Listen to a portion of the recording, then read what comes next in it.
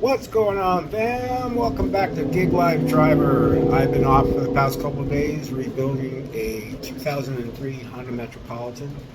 I got a gentleman that's interested in purchasing it. We'll see if he follows through. I'm sure he will. He seemed very excited last time I talked to him. I was like, I'm almost done. So I've had a few days off. I'm glad the timing was right because it's hot as a mofo here. Sorry, something in my teeth. And I don't have very many. Um, so yeah, it's been hot, crazy hot. Got up to 112 yesterday. And, 112 at 2,500 feet above sea level is brutal. It's like almost like 120 because the UV Richter is just off the chain, it's just off the hook. So, anyways, the reason I'm on here is I wanted to share. I stumbled on a podcast and they were talking about DoorDash and talking about fees and how this guy, and this is a podcast that's got a huge following, so they're making money. Well, he's like, well, why am I spending $4 on delivery fees and $2.99 on this service fee and taxes and this and that? I'm not going to tip. Well, he got educated by a caller. So I felt like I would share with you guys, the ones that do not understand how DoorDash service fees, delivery fees, etc. works. So, yes, you are paying for a delivery fee. It doesn't, $2 of that fee comes to us. Okay, we literally live off of our tips. I've said this many a times in past videos. I'm going to say it again. We live off of our tips. Okay, so if you can't afford to pay all those fees and tip us, the chances of your food sitting in the restaurant are very high. Now, DoorDash needs to make their money to have this app run and to take care of, pay everybody, from support units, everything has to be paid for. So those delivery service fees and all the fees that you pay that really is almost like doubling the amount of money you're paying for just the food, goes to DoorDash except for $2. And it's to run DoorDash. It's to run their program, run their apps, pay for their support, pay for the people working in San Francisco, of course paying all the investors, paying for the corporate heads, the hierarchy, and they make a lot of money, So that's what's going on. So when you see your fees that you're paying for, and you bypass the 3 windows that ask you to leave a tip, understand that $2 is only going to us and that your food's probably going to sit at the restaurant because we're not going to go and pick it up. Now, secondly, we have just been hit with new regulations and we're independent contractors. We follow a certain guideline, but it shouldn't be like an employee. And DoorDash has been treating us like employees for a long while. And they're using this to kind of weed through things so they can get away with this. And now, if there's a missing item, which we are completely out of control, of missing items, we can't open the bags. That's against terms of service to see if your food's there. All we can do is ask the restaurant and not every order that we get has a checklist. Some do, some don't. Majority don't. The ones that have the checklist, all I can do is ask the employee at the restaurant, is this there? Is this there? Is this there? Is this there? Is this there? And they say, oh, wait, hold on. And they go grab one that wasn't in there and they put it in the bag. Cool. But 9 out of 10 times, there is no checklist. And even there is a checklist, there's always room for error. How many people, forget things? I mean, we all do. We all have forgetful moments in our lives. And then on the top of that, the bag is sealed. I can't open the bag to look inside. So we're going to get docked 1% for our ratings if there's missing items, which isn't fair to us because, again, we're not in control of it. Our job is literally to pick up the food and deliver it. That's it. Make sure it's, we're cordial, of course, and, basic things of that nature. But, if you don't make a delivery, you get docked 3% from your QR. You know what I mean? So that means if it's raining and you're too lazy to get out and walk up to the door or walk up a flight of stairs to deliver the food and you leave it at the bottom, you're going to get hit with a 3% negative against your QR. You're going to get hit with 1% negative against your QR if items are missing. And I've had that periodically. Like last week, I could have gotten probably 3% total hit because I logged in and said items were missing like 2 days in a row. So that's like 2%. We can't afford to be losing our acceptance rates, our completion rates, our on-time rates, our customer ratings. Like we can't lose these things because those jeopardize our jobs. You know, so it's kind of rough. And then if you do not deliver something and the customer got it and they're eating their food and they're claiming they didn't get their food, well, they just put you in jeopardy. You just lost 3% of your completion rate and putting you in jeopardy for your job. So, you know, these customers that play these shady games and claim they're not getting their food, they don't even care that they put us through this and potentially we could lose our job and to be deactivated because of them. And it's no wonder I see videos of DoorDashers and other gig workers going and confronting the person that claimed they didn't get their food because they got deactivated. And it's on video and then it goes viral. And then the person that stole is now a rock star on social media and embarrassed because they got caught. See, I take pictures of everything. Everything. Like I take a picture of picking up the order for the customer, for myself, and for DoorDash. Okay, so like say I go to Chipotle and it says confirm pickup and it's take a picture of the receipt. Okay, well I go into my photograph, not using the app photograph. I go into my camera, my phone camera, and I take a picture of it. And then there's an option to be able to load up a picture into the app, and then I load the picture up. This way I have a copy of that photograph of me picking it up. So therefore, if I do get not delivered 3%, I can show a picture of it. If I do get missing items, I can show the bag is sealed. There's nothing I can do. When I go deliver the order, if it's being left at the door, I take a picture of it for myself, for DoorDash, and for the customer. So three uses for one picture. And I keep those photographs in my album for 24 to 48 hours just in case I got a dipshit that wants to try to steal food and put my life in jeopardy. It's not fair to me for people to be doing that. It's not fair to any of us drivers for people to be doing that. You could get some hands from some people, from some drivers, by the way. I'm not saying me, I'm just saying that can happen. My case would be is that happens to me. I got a photograph. I have proof. I can send it to DoorDash. Look, I delivered it, and then I can send that photograph to a legal part of it and have larceny or fraud or both slapped on you quicker than you can blink. And then all of a sudden that free meal just costed you a ton of money and potentially your freedom. Yeah, it sounds harsh. And last time I was harsh, I lost a subscriber.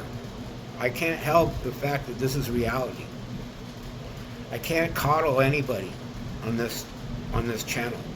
I can only tell you how I deal with things every day in my job, doing gig work. So if it sounds harsh to you, I am sorry, but that's reality. That is reality. So I make sure, if you're a driver, make sure you take photographs of everything and just save it. Save it to your album on your phone. Yeah, with some of you, I can hear some of you already, well, it's going to take up space. Well, would you rather it take up memory in your phone, or would you rather be deactivated? Your choice. For me, I'd rather it take up the memory, because it's only going to take up the memory of my phone for 24 to 48 hours until I feel it's been cleared. Not literally, like I'm not under scrutiny cleared, but just in my mind's eye that, okay, there's been 24 hours has gone by. I log back into DoorDash to deliver, and I can now delete those photographs because I didn't get a prompt that said, well, they don't tell you who it is. Get a prompt that says order wasn't delivered. Because that has happened to me before, but I've always taken pictures. From the first day I started working doing DoorDash a year ago, I took 6 months off, but still, last January 2024, somebody did that to me. And I sent a picture to DoorDash. And I said, here, look, I delivered the food. Here's a picture of it. And then I called local PD, and I knew who it was. It wasn't hard to figure out who it was. And turned them in. And all of a sudden, they got in trouble. Not my problem. My problem is sustaining my life, paying my bills, and feeding myself. That's my problem. It's not my problem that a customer decides they want to be a douchebag and lie and steal food and then put my life in jeopardy, my future in jeopardy. I don't care. If you're going to put my life in jeopardy and my future in jeopardy, my financial well-being in jeopardy for your selfish want of free food, you deserve everything you get. And that's how I think all DoorDashers and Uber drivers, anybody that does gig work delivering food, you should all handle that the same way. Because it's protecting yourself. You know, don't have sympathy for these people because they didn't have sympathy for you. They didn't care that they're going to put you in jeopardy. They just want free food. You know, it's just the way it is. It's just the way it is. It's bad enough that Uber allows customers to take their tips back,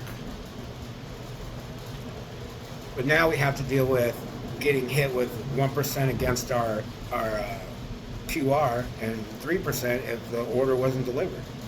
I understand why they're trying to do this stuff to, like, you know, especially the 3%, because we do have thieves in the gig industry that are stealing food.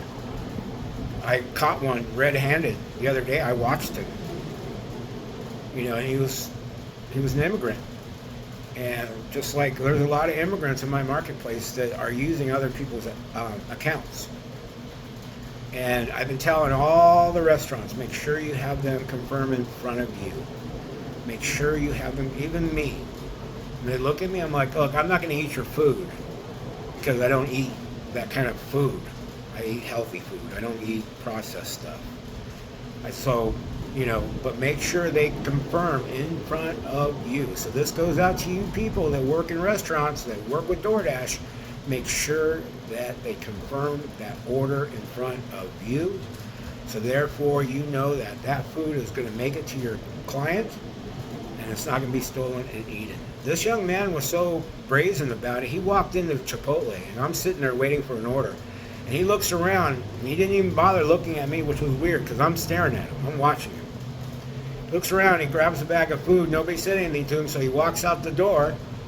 Then he comes back with a container, not this, but not a water bottle, but, you know, a thermos, a water thermos. We all carry them around here because we live in the desert. He comes back and gets something to drink, something sweet to drink.